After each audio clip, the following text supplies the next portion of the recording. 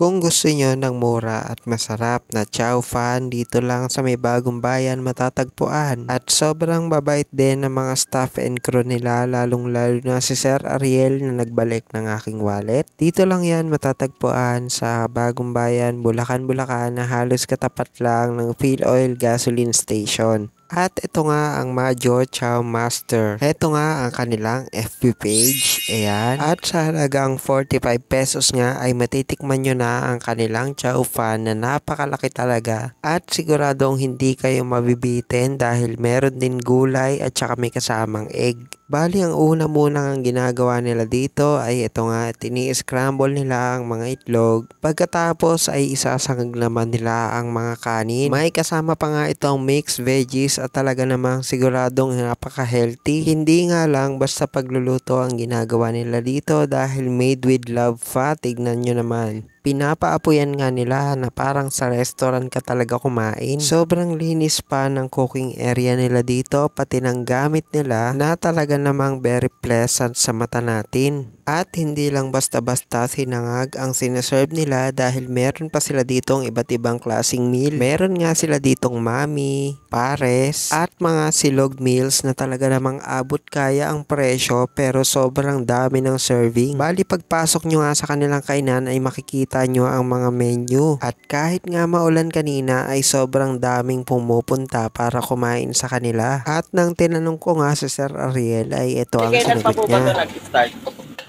Ano na, bali 6 months na rin. 6 months na. Tapos nakita ko sa page nyo may magbubukas ulit. May santo. Sa kupang sa ng bisita.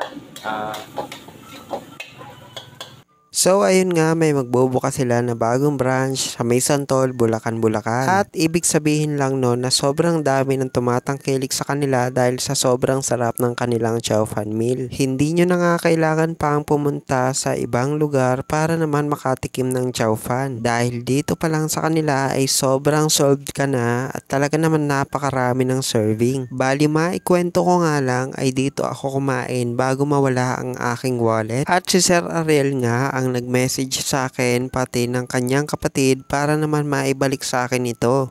At ito nga si Sir Ariel na naka-white kasama ng mga co-worker niya, ayan sila. And talaga namang napaka-accommodating nila at approachable pa. Kaya naman kung naghahanap kayo ng magandang kainan ay dito na kayo pumunta sa Chow Master. Located nga ito sa Bagong Bayan, Bulacan, Bulacan na halos katapat lang ng Phil Oil Gasoline Station. At talaga namang bagong-bago ang sinaserve nila na pagkain sa inyo. Kaya naman hindi na ako nagpatumpik-tumpik pa at eto nga, tumorder na ako sa kanila. So yun lang guys, thank you for watching.